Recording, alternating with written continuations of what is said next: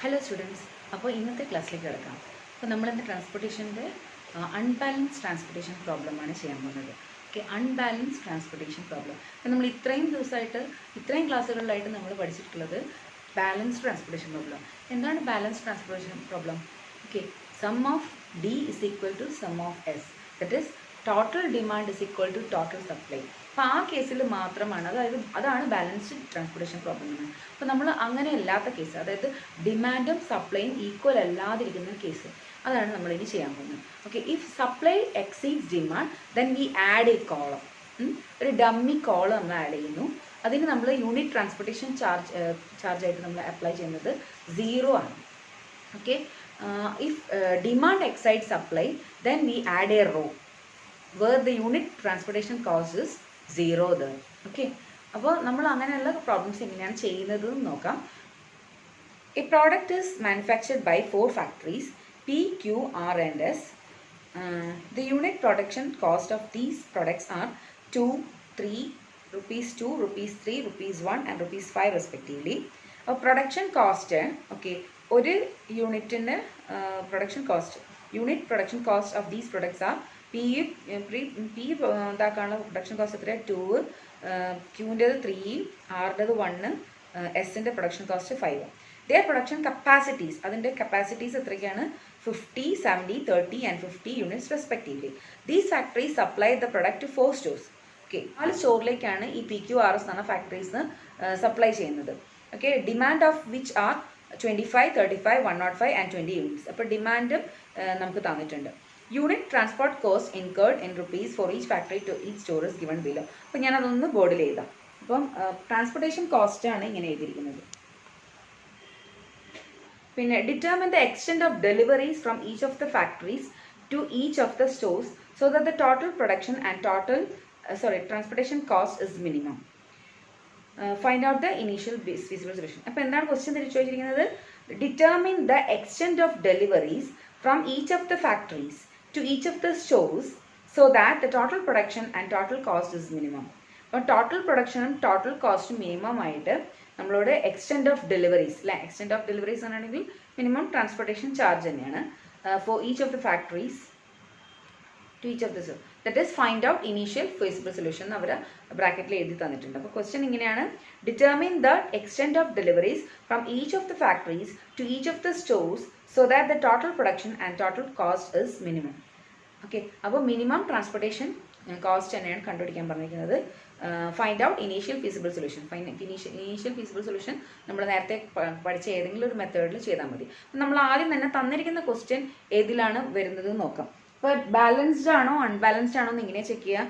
ഡിമാൻഡും സപ്ലൈയും ഇപ്പോൾ ഇതിപ്പോൾ തന്നിരിക്കുന്ന ട്രാൻസ്പോർട്ടേഷൻ കോസ്റ്റ് ആണ് കേട്ടോ. പിൻ്റെയും ക്യൂൻ്റെയും ആറിൻ്റെയും എസിൻ്റെയും പിന്ന് 1 സ്റ്റോറിലേക്കുള്ളത് transportation cost, unit transportation cost 2 ആണ്. പിന്ന് 2 എന്ന് പറഞ്ഞ സ്റ്റോറിലേക്ക് പോകാൻ ട്രാൻസ്പോർട്ടേഷൻ കോസ്റ്റ് 4 ആണ്. ഇനി പിന്ന് 3ലേക്കുള്ള യൂണിറ്റ് ട്രാൻസ്പോർട്ടേഷൻ കോസ്റ്റ് 6 ആണ്. അപ്പോൾ ഇങ്ങനെയാണ് സാധിക്കുന്നത്. പക്ഷെ നമുക്കിവിടെ ക്വസ്റ്റ്യനിൽ ആദ്യം പറഞ്ഞിരിക്കുന്നത് എന്താ? ഫസ്റ്റ് പ്രൊഡക്ഷൻ കോസ്റ്റ് പറഞ്ഞിട്ടുണ്ട് അല്ലേ. അതായത് ഈ പ്രൊഡക്റ്റ് ഇസ് മാനുഫാക്ചർ 4 ഫാക്ടറീസ്, പിയും ക്യൂവും ആറും എസും ആണ് നമ്മൾ 4 ഫാക്ടറീസ്. ആ 4 ഫാക്ടറീസ് ഓരോ ഫാക്ടറീസ് എന്നുള്ള പ്രൊഡക്ഷൻ കോസ്റ്റ് പറഞ്ഞിട്ടുണ്ട്. യൂണിറ്റ് പ്രൊഡക്ഷൻ കോസ്റ്റ് അത് 2 rupees, 3 rupees, 1 rupees and 5 rupees ആണെന്ന് പറഞ്ഞിട്ടുണ്ട്. പിന്നെ അപ്പോൾ നമ്മൾ ആ പ്രൊഡക്ഷൻ കോസ്റ്റും കൂടെ ഈ ട്രാൻസ്പോർട്ടേഷൻ കോസ്റ്റിൻ്റെ കൂടെ ആഡ് ചെയ്തിടണം. പിൻ്റെത് 2 ആണ് കേട്ടോ. അപ്പോൾ എല്ലാത്തിൻ്റെ കൂടെയും ഒരു 2 ആഡ് ചെയ്ത് കൊടുക്കാം. പിൻ്റെത് 2 ആണല്ലോ പ്രൊഡക്ഷൻ കോസ്റ്റ്. ഓക്കെ, പിന്നെ രണ്ടാമത്തെ ക്യൂൻ്റെത് 3 ആണ്. അപ്പോൾ 3 ആഡ് ചെയ്ത് കൊടുക്കാം പ്രൊഡക്ഷൻ കോസ്റ്റ്. ഈ ട്രാൻസ്പോർട്ടേഷൻ കോസ്റ്റ് കൂടാതെ പ്രൊഡക്ഷൻ കോസ്റ്റും ഇവർക്ക് ഇൻകർ ചെയ്യേണ്ടി വരും. ഓക്കെ, ദെൻ ആറിൻ്റെത് 1 ആണ്. അപ്പോൾ 1 ആഡ് ചെയ്ത് കൊടുക്കാം. ഇനി എസിൻ്റെത് 5 ആണ് ആഡ് ചെയ്ത് കൊടുക്കേണ്ടത്.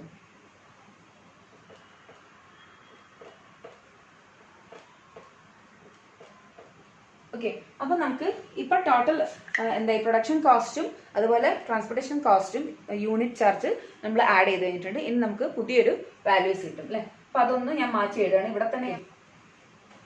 ഇനി നമുക്ക് തന്നിരിക്കുന്നത് ഒന്നുകൂടെ നോക്കാം. അപ്പം നമുക്ക് ഒരു ട്രാൻസ്പോർട്ടേഷൻ പ്രോബ്ലം ചെയ്യാൻ വേണ്ടി നമുക്ക് sigma D equal to sigma S ആദ്യം കാണണം അല്ലേ. അപ്പം അതിനാദ്യം വേണ്ടത് എന്താണ്? ഡിമാൻഡും സപ്ലൈയും. അപ്പോൾ ഈ തന്ന ക്വസ്റ്റ്യനിൽ ഡിമാൻഡ് സപ്ലൈ നമ്മൾ എഴുതിയിട്ടില്ല, അപ്പോൾ അതൊന്നും എഴുതണം അല്ലേ. അപ്പം എവിടെയാണ് സപ്ലൈ വരിക? സപ്ലൈ ഇവിടെ അല്ലേ.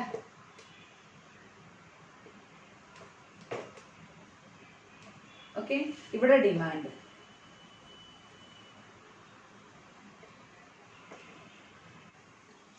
അപ്പം നമുക്ക് നോക്കാം. Demands of which 25, 35, 105 and 20 units. അപ്പോൾ ഡിമാൻഡ് എവിടെയാണ് എഴുതുക? ഇവിടെ അല്ലേ. Demand 25, 35, 105 and 20. 105 ആൻഡ് 20. ഇനി സപ്ലൈ ചെയ്യാനുള്ളതോ? ഇത് പ്രൊഡക്ഷൻ കപ്പാസിറ്റീസ് അല്ലേ. പ്രൊഡക്ഷൻ കപ്പാസിറ്റീസ് എന്തൊക്കെയാണുള്ളത്? 50, 70, 30 ആൻഡ് 50. 50, 70, 30 ആൻഡ് 50. ഓക്കെ, അപ്പം ഇനി നമ്മൾ നെക്സ്റ്റ് പ്രോബ്ലം എന്താ ഫസ്റ്റ് നമ്മൾ ചെയ്യുക? ഒരു പ്രോബ്ലം കിട്ടിക്കഴിഞ്ഞാൽ sigma D equal to sigma S. അപ്പോൾ അത് ചെക്ക് ചെയ്ത് നോക്കാം. ഇത് ഫുൾ ആഡ് ചെയ്യാം. അപ്പോൾ എത്ര കിട്ടും? 0 + 0 0, 5 + 7 12 + 3 15 + 5 20. ഓക്കെ, 200 ആണ് നമ്മുടെ സപ്ലൈ. ഇനി ഡിമാൻഡ് ഒന്ന് ആഡ് ചെയ്ത് നോക്കാം. 5 + 5 10, 10 + 5 15,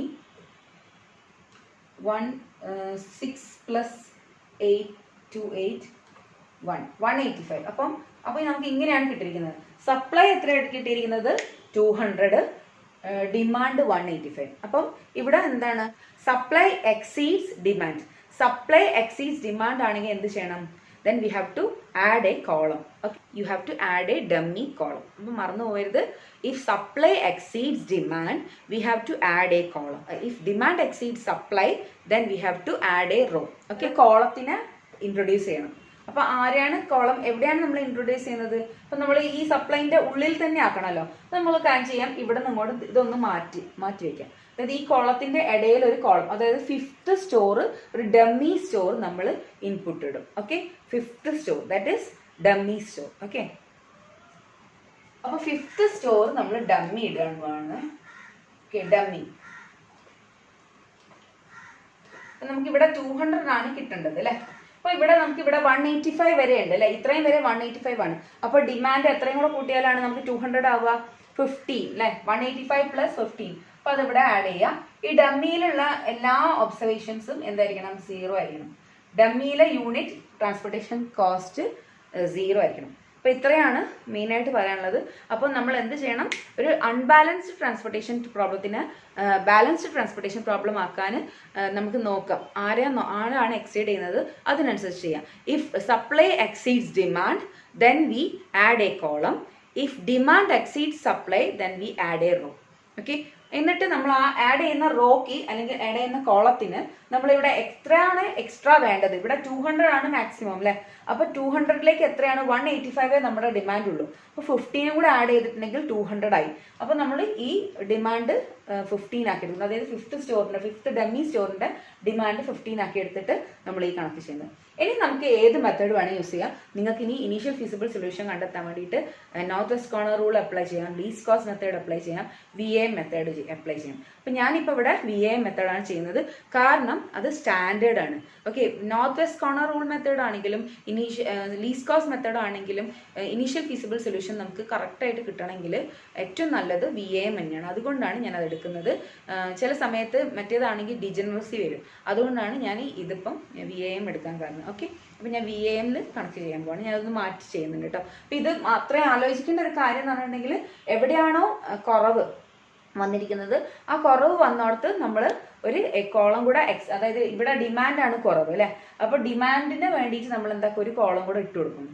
അങ്ങനെ ഡിമാൻഡിലേക്ക് ഇപ്പോൾ 185-ന് 15 ആണ് കൂടുതൽ വേണ്ടത് 200 ആവാൻ. അപ്പോൾ നമ്മൾ ആ 15 ഡിമാൻഡ് കൊടുത്തിട്ട് ഒരു ഡമ്മി കോളം അങ്ങോട്ട് എക്സ്ട്രാ കൊടുത്തു.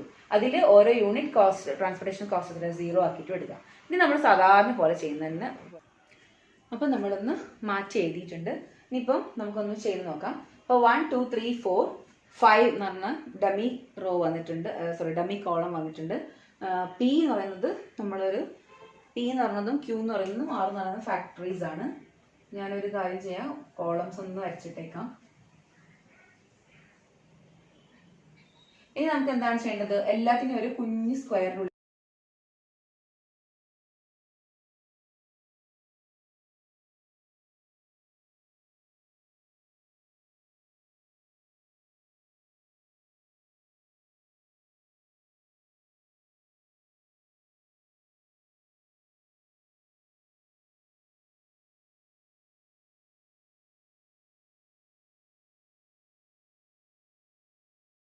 തന്നെ നമ്മൾ എന്ത് ചെയ്യും? പെനൽറ്റി കാണാൻ ആദ്യം ആ കോളത്തിലുള്ള അല്ലെങ്കിൽ ആ റോയിലുള്ള ലീസ്റ്റ് വാല്യൂ നോക്കും, സെക്കൻഡ് സ്മോളസ്റ്റ് വാല്യൂ നോക്കും. ഓക്കെ, അപ്പോൾ ഇതിൽ ഫസ്റ്റ് റോ ആണ് നമ്മൾ നോക്കുന്നത്. ഈ റോയിലുള്ള ഫസ്റ്റ് ലീസ്റ്റ് വാല്യൂ ഏതാണ്? ലീസ്റ്റ് വാല്യൂ 0 ആണ്. നെക്സ്റ്റ് ലീസ്റ്റ് വാല്യൂ എന്ന് പറഞ്ഞാൽ 4 ആണ്. 4 എഴുതി. ഓക്കെ, അതേപോലെ നെക്സ്റ്റ് നോക്കാം. ഏറ്റവും ലീസ്റ്റ് വാല്യൂ ഏതാണ്? 0. പിന്നെ നെക്സ്റ്റ് ലീസ്റ്റ് 8 അല്ലേ? അപ്പോൾ 8 ആണ് ഡിഫറൻസ് വരിക. ഇനി അടുത്തത് ഏറ്റവും സ്മോളസ്റ്റ് 0 ആണ്. അതിന്റെ നെക്സ്റ്റ് ലീസ്റ്റ് വരുന്നത് 4 ആണ്. അപ്പോൾ 4 - 0 is 4. അത് കഴിഞ്ഞ് നമ്മൾ വീണ്ടും അടുത്ത റോയിലേക്ക് പോകുമ്പോൾ ഏറ്റവും സ്മോളസ്റ്റ് 0, നെക്സ്റ്റ് ലീസ്റ്റ് 8. ഇനി കോളം വൈസ് നോക്കാം. കോളത്തിൽ ഏറ്റവും ചെറുത് ഇവിടെ 4 ആണ്. നെക്സ്റ്റ് വലുത് 9 ആണ്. അപ്പോൾ 9 - 4 is 5. അതേപോലെ നെക്സ്റ്റ് ഏറ്റവും സ്മോളസ്റ്റ് 4 ആണ്. അതിന്റെ നെക്സ്റ്റ് സ്മോളസ്റ്റ് 6 ആണ്. So the difference is 2. ഇവിടെ വീണ്ടും ഏറ്റവും സ്മോളസ്റ്റ് 8 ആണ്. Next smallest 10. So the difference is 2. വീണ്ടും ഏറ്റവും സ്മോളസ്റ്റ് 8 ആണ്. വീണ്ടും അവിടെ 2 8 വരുന്നുണ്ട്. അപ്പോൾ 8 - 8 is 0. ഇവിടെ ഏറ്റവും സ്മോളസ്റ്റും എല്ലാം സെയിം തന്നെ, 0 ആണ് ഡിഫറൻസ് വരിക. ഓക്കെ, ഇനി അതിൽ മാക്സിമം പെനൽറ്റി എടുക്കാം. മാക്സിമം പെനൽറ്റി എന്ന് പറയുമ്പോൾ ഇവിടെ 2 വരുന്നുണ്ട്. 4 8 4 8 5 8 5 2 2 0 0. ഇപ്പൊ 8 2 വന്നിട്ടുണ്ട്. അപ്പൊ നിങ്ങൾക്ക് ഏത് വേണമെങ്കിൽ ആർബിട്രറി ചൂസ് ചെയ്യാം. 4th കോളത്തിലുള്ള ലാസ്റ്റ് വണ്ണാ ചൂസ് ചെയ്യുന്നത്. നിങ്ങൾക്ക് ഇഷ്ടമുള്ളത് ചൂസ് ചെയ്യാം. ആർബിട്രറി നമ്മൾ ഓർഡർലി നമ്മൾ ഫസ്റ്റത്താണ് സാധാരണ ചൂസ് ചെയ്യല്.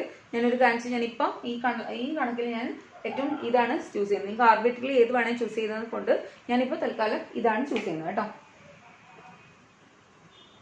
അപ്പൊ ആർബിട്രറി ചൂസ് ചെയ്യുമ്പോൾ ഏത് വേണമെങ്കിൽ ചൂസ് ചെയ്യാം. അപ്പോൾ 8 ഞാൻ ഈ കോളത്തിൽ ഏറ്റവും സ്മോളസ്റ്റ് 0 ആണ്. അപ്പോൾ 0ന് അവിടെ ഒരു ലൊക്കേഷൻ കൊടുത്തു. ആ ലൊക്കേഷൻ അവിടെ എന്താ വാല്യൂ കൊടുക്കേണ്ടത്? അതിൽ ഞാൻ ആരെ നോക്കണം? സപ്ലൈയും ഡിമാൻഡും നോക്കണം. സപ്ലൈയിൽ 50 ഉണ്ട്, ഡിമാൻഡിൽ 15 ആണുള്ളത്. അപ്പം മിനിമം എത്രയാണ്? 15. നമ്മൾ ആ 15 അവിടെ എഴുതുന്നു. എന്നിട്ട് ആ 15 എന്ന് പറഞ്ഞ കോളം എന്താക്കും? എക്സോസ്റ്റഡ് ആക്കുന്നുണ്ട്. ഓക്കെ, ആ കോളം എക്സോസ്റ്റഡ് ആയി കഴിഞ്ഞാൽ ആ റോയില് 15ൽ 15 കുറയ്ക്കണം അല്ലേ? 50 - 15 is 35. 50 - 15 is 35 അല്ലേ? അതോടെ ഇട്ടു. ഇനി നമ്മൾ നെക്സ്റ്റ് വീണ്ടും പെനൽറ്റി കൊടുക്കണം. പെനൽറ്റി 2. പെനൽറ്റി 2ല് വീണ്ടും ഏറ്റവും സ്മോളസ്റ്റ് ഏതാണ്? ഈ റോയില് 4, നെക്സ്റ്റ് സ്മോളസ്റ്റ് 6. അപ്പോൾ ഡിഫറൻസ് 2. ഇവിടെ ഏറ്റവും സ്മോളസ്റ്റ് 8 ആണ്. അതിന്റെ നെക്സ്റ്റ് സ്മോളസ്റ്റ് 10 ആണ്. അപ്പോൾ ഡിഫറൻസ് 2. ഇവിടെ ഏറ്റവും സ്മോളസ്റ്റ് 4 ആണ്. നെക്സ്റ്റ് സ്മോളസ്റ്റ് 10 ആണ്. ഡിഫറൻസ് 6. ഇതിൽ ഏറ്റവും സ്മോളസ്റ്റ് 8 ആണ്. നെക്സ്റ്റ് സ്മോളസ്റ്റ് 9 ആണ്. ഡിഫറൻസ് 1. ഓക്കെ, അത് കഴിഞ്ഞിട്ട് ഇവിടെ പെനൽറ്റി 2 എടുക്കാം. പെനൽറ്റി 2 ഇവിടെ എടുക്കുമ്പോൾ നമുക്ക് എന്ത് കിട്ടും? ഏറ്റവും സ്മോളസ്റ്റ് 4 ആണ്. നെക്സ്റ്റ് സ്മോളസ്റ്റ് 9 ആണ്. 4 ഉം 9 ഉം തമ്മിലുള്ള ഡിഫറൻസ് 5. ഇവിടെ ഏറ്റവും സ്മോളസ്റ്റ് 4 ആണ്. 6 ആണ് next smallest. So the difference is 2. Again 8 10 10 13. അപ്പോൾ ഡിഫറൻസ് ഇവിടെ ഏറ്റവും സ്മോളസ്റ്റ് 8, നെക്സ്റ്റ് സ്മോളസ്റ്റ് 10, ഡിഫറൻസ് 2 വരും. ഏറ്റവും സ്മോളസ്റ്റ് 8 ആണ്. അപ്പം സ്മോളസ്റ്റ് 0 ആണ്. ഡിഫറൻസ് 0. ഇതിൽ ഏറ്റവും ഹയസ്റ്റ് പെനൽറ്റി ഏതാണ്? 5 2 2 0. ഇവിടെ ഡാഷ് ഇടുക കേട്ടോ. Maximum penalty 6. ആ 6ൽ നേരെയുള്ള റോയില് ഏറ്റവും സ്മോളസ്റ്റ് ലൊക്കേഷൻ കൊടുക്കും. സ്മോളസ്റ്റ് കോസ്റ്റ് എടുക്കാം. സ്മോളസ്റ്റ് കോസ്റ്റ് 4 ആണ്. 4ന് അവിടെ ലൊക്കേഷൻ കൊടുക്കാം. അപ്പോൾ ലൊക്കേഷനിൽ നമ്മൾ എങ്ങനെയാണ് അവിടെ 30 ആണോ 35 ആണോ മിനിമം എന്ന് നോക്കുക. സപ്ലൈയിൽ 30 ഉണ്ട്, ഡിമാൻഡിൽ 35 ഉണ്ട്. അപ്പോൾ മിനിമം 30 കൊടുക്കുന്നു. ഓക്കെ, എന്നിട്ട് ആ കോളം എക്സോസ്റ്റഡ് ആക്കുന്നു. അതേ സമയത്ത് ഈ 35 നിന്ന് 30 കുറയ്ക്കുകയും വേണം. 30 കുറച്ച് കഴിഞ്ഞാൽ നമുക്ക് എത്ര കിട്ടും? 5. 35 - 30 is 5. അപ്പോൾ അവിടെ 5 കൊടുക്കും. ഈ കോളം എക്സോസ്റ്റഡ് ആയി. അപ്പോൾ അത് കട്ട് ചെയ്യാം. ഓക്കെ, ഈ കോളം ഫുള്ളായിട്ട് കട്ട് ചെയ്യാം കേട്ടോ. ഞാനത് അവിടെ വെച്ചു എന്ന് മാത്രമേ ഉള്ളൂ, വാല്യൂ കൊടുക്കാനുള്ളത് നമുക്ക്. ഇനി നെക്സ്റ്റ് നമ്മൾ വീണ്ടും പെനൽറ്റി കാണാം. അപ്പോൾ പെനൽറ്റി തേർഡ് വൺ. ഇതിലേറ്റവും ചെറുത് നോക്കാം. ഇതിലേറ്റവും ചെറുത് ആരാണ്? 4. നെക്സ്റ്റ് വലുത് എന്ന് പറഞ്ഞാൽ 6 ആണ് അല്ലേ. 4ഉം 6ഉം തമ്മിലെ ഡിഫറൻസ് 2. ഇനി അതിന് ശേഷം അടുത്ത റോ നോക്കുക. അടുത്ത റോയിൽ ഏറ്റവും ചെറുത് 8 ആണ്. അതിന് തൊട്ട് വലുത് 10. അപ്പൊ 10ഉം 8ഉം തമ്മിലുള്ള ഡിഫറൻസ് 2. വീണ്ടും അടുത്ത റോ എടുക്കുക. അടുത്ത റോയില് എക്സോസ്റ്റഡ് ആയതാണ്, അപ്പൊ അവിടെ ഒരു ഡാഷ് ഇട്ട് കൊടുക്കുക. ഇനി അടുത്ത റോയില് 8ഉം 9ഉം ആണ് ഏറ്റവും ചെറുതും അതിന് തൊട്ട് വലുതും. അപ്പം 8ഉം 9ഉം തമ്മിലുള്ള ഡിഫറൻസ് 1 അവിടെ ഇത്. ഇനി P3 എടുക്കാം. ഈ കോളത്തിൽ ഏറ്റവും ചെറുത് 4, next highest 9. Therefore 4 minus 9. 9 minus 4 is 5. അടുത്തത് 6, 11, 11. So the difference is ഏറ്റവും ചെറുത് 6, നെക്സ്റ്റ് ഹയസ്റ്റ് 11 ആണ്, ഡിഫറൻസ് 5. ഇവിടെ 8, 10, 13. 8 ആണ് ഏറ്റവും ചെറുത്, തൊട്ട വലുത് 10. അപ്പൊ 8ഉം 10ഉം തമ്മിൽ ഡിഫറൻസ് 2. ഇവിടെ 13ഉം 8ഉം 8ഉം. അപ്പൊ 8ഉം 8ഉം തമ്മിലുള്ള ഡിഫറൻസ് 0. ഇവിടെ നില്ല കേട്ടോ. നമ്മൾ മാക്സിമം പെനൽറ്റി കണ്ടിരിക്കണം അല്ലെ. മാക്സിമം പെനൽറ്റി എത്രയാണ്? 5, 5, 2, 0, 2, 2, 5, 1 അല്ലെ. അപ്പം ഏറ്റവും ഹയസ്റ്റ് 5, 5. അപ്പൊ നിങ്ങൾക്ക് ഇതിൽ ഏത് വേണേ ആർബിട്രറിലി ചൂസ് ചെയ്യാം. ഓർഡർ ഒന്നും നോക്കണമെന്നില്ല, നിർബന്ധമില്ല. നിങ്ങൾക്ക് ഇഷ്ടമുള്ള രീതിയിൽ ചെയ്താൽ മതി. അപ്പൊ ഞാനിവിടെ ഇപ്പൊ ചൂസ് ചെയ്യുന്നത് ഇത് തന്നെ എടുക്കാന്ന് വിചാരിച്ചു. ഫസ്റ്റത്തെ ഓർഡർ പ്രകാരം 1 എടുക്കാം. ഇഷ്ടമുള്ളത് ചെയ്യുക കേട്ടോ, നിങ്ങൾക്ക് ഇഷ്ടമുള്ളത് എടുക്കാം. ഇതെടുത്തു. അപ്പൊ ഇത് ഡിമാൻഡ് സപ്ലൈയും അതിൽ മിനിമം ഏതാണ്? 25 അല്ലെ. അപ്പൊ 25 അവിടെ അലോക്കേഷനിൽ കൊടുക്കുക.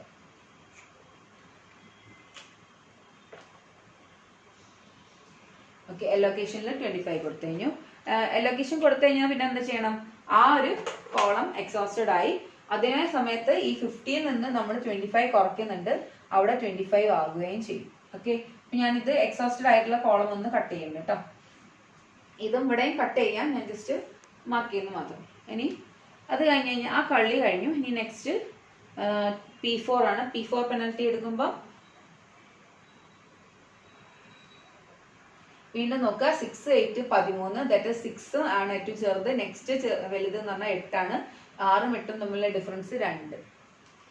11, 10, 8. Which one is the smallest? 8 is the smallest. Next smallest is 10, so the difference is 2. ഇവിടെ എക്സോസ്റ്റഡ് ആണ്, ഡാഷ്. നെക്സ്റ്റ് ഇവിടെ ഏറ്റവും ചെറുത് 8, 13, 11. ഏറ്റവും ചെറുത് 8, അതിന് തൊട്ട് വലുത് 11. അപ്പൊ 11ഉം 8ഉം തമ്മിലുള്ള ഡിഫറൻസ് 3. ഇനി നമുക്ക് P4 ഇവിടെ കാണാം. അപ്പൊ ഇവിടെ എക്സോസ്റ്റഡ് ആണ്. ഇവിടെ ആണെങ്കിലോ ഏറ്റവും ചെറുത് 6, next smallest 11, so the difference is 5. 8, 10, 13. 8 ഏറ്റവും ചെറുത്, നെക്സ്റ്റ് വലുത് 10, അപ്പൊ ഡിഫറൻസ് 2. 13, 8, 8. 8ഉം 8ഉം സെയിം ആയതുകൊണ്ട് ഡിഫറൻസ് 0. ഇനി ഇവിടെ ഏറ്റവും വലുത് മാക്സിമം പെനൽറ്റി ഈസ് 5 അല്ലെ. 5, 2, 0, 3, 2, 2 5 ആണ് മാക്സിമം പെനൽറ്റി. ഇപ്പൊ അതിന്റെ റോ എടുക്കുക, സോറി കോളം എടുക്കുക.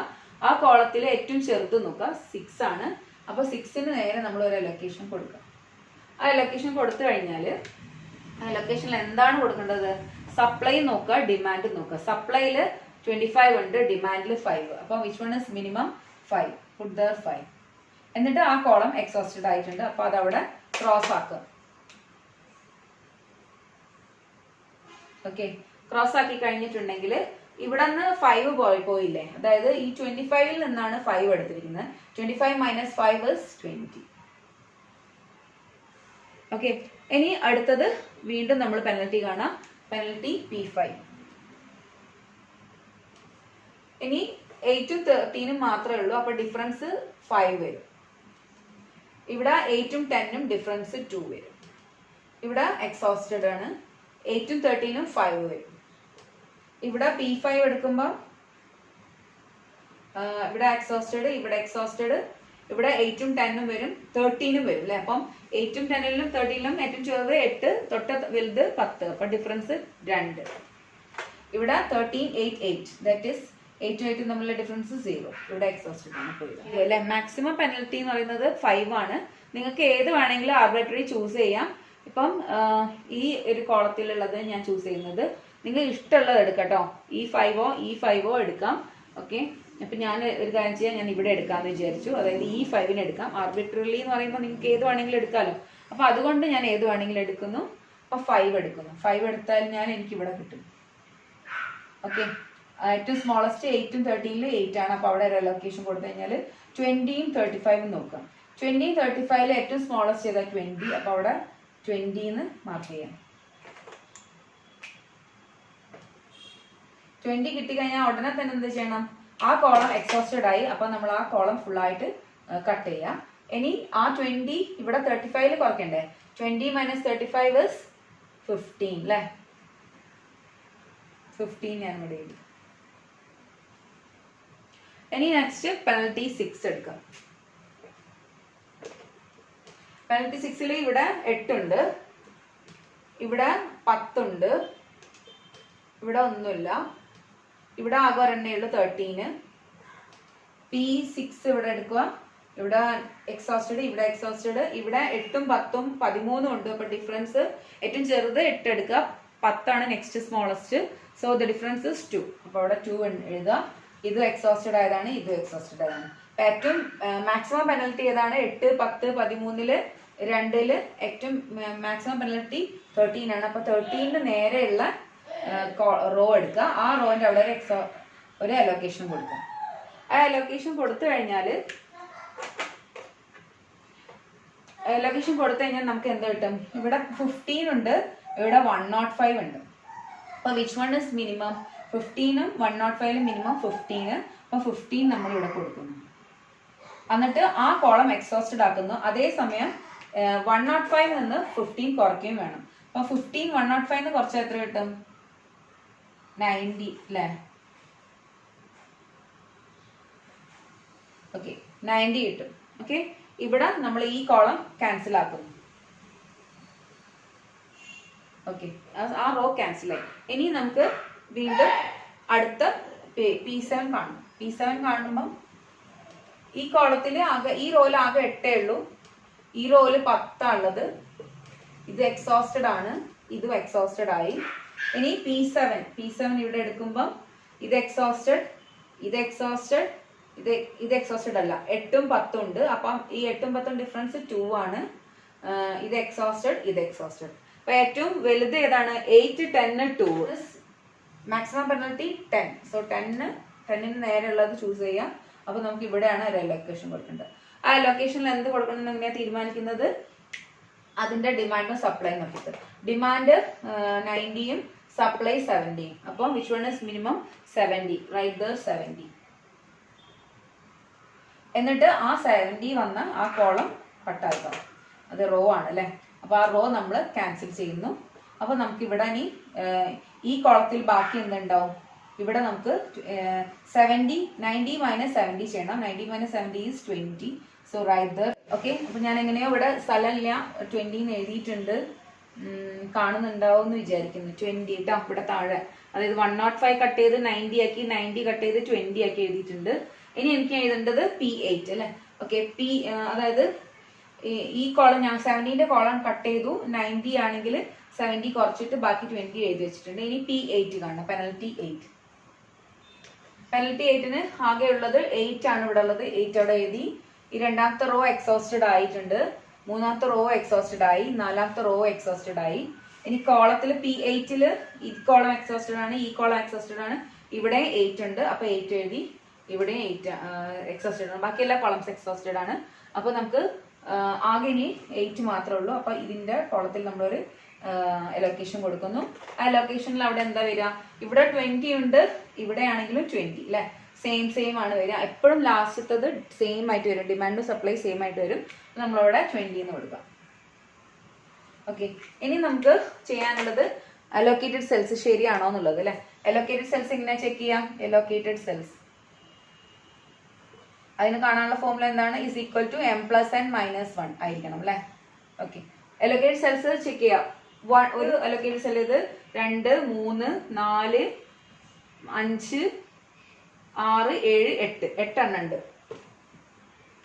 ഇനി എത്ര? m + n - 1 m number of rows. എത്ര റോസ് ഉണ്ട്? PQRS 4 റോസ് ഉണ്ട്. എത്ര കോളംസ് ഉണ്ട്? 1 2 3 4 and dummy that is 5 columns -1 that is 4 + 5 is 9, 9 - 1 is 8. So same ആയി. അതുകൊണ്ട് ഇനീഷ്യൽ ഫീസിബിൾ സൊല്യൂഷൻ ഉണ്ട്. Initial feasible solution minimum transportation cost കണ്ടുപിടിച്ചാൽ മതി. മിനിമം ട്രാൻസ്പോർട്ടേഷൻ കോസ്റ്റ് എങ്ങനെ കണ്ടുപിടിക്കാം? അതായത് നമ്മൾ 25 into 4 ചെയ്യും. 25 into 4 plus 6 into 5 plus 8 into 20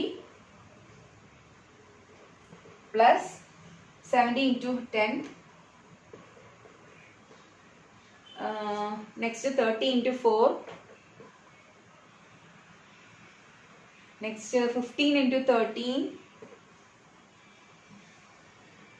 plus 20 into 8 plus 0 into 50.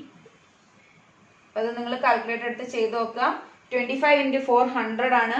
6 into 5 30, 8 into 20 160, 70 into 10 is 100, 70 into 10 is 700, 30 into 4 is 120, 15 into 13 is 195 വരും അല്ലേ. 20 into 8 is 160 plus 0 into 15 is 0. അപ്പം മൊത്തം ആഡ് ചെയ്തിട്ടുണ്ടെങ്കിൽ 1465 കിട്ടും. അതായത് ₹1465. ഓക്കെ, 1465 rupees ആയിരിക്കും മിനിമം ട്രാൻസ്പോർട്ടേഷൻ കോസ്റ്റ്. അപ്പോൾ നമുക്ക് ഇങ്ങനെ ഒരു പ്രോബ്ലം, അൺബാലൻസ്ഡ് ആയിട്ടുള്ള ട്രാൻസ്പോർട്ടേഷൻ പ്രോബ്ലം വന്നിട്ടുണ്ടെങ്കിൽ എന്ത് ചെയ്യണം? ബാലൻസ് ചെയ്യാൻ വേണ്ടിയിട്ട് നമ്മൾ ഒരു ഡമ്മി റോവോ അല്ലെങ്കിൽ ഡമ്മി കോളമോ ഇട്ട് കൊടുക്കുക.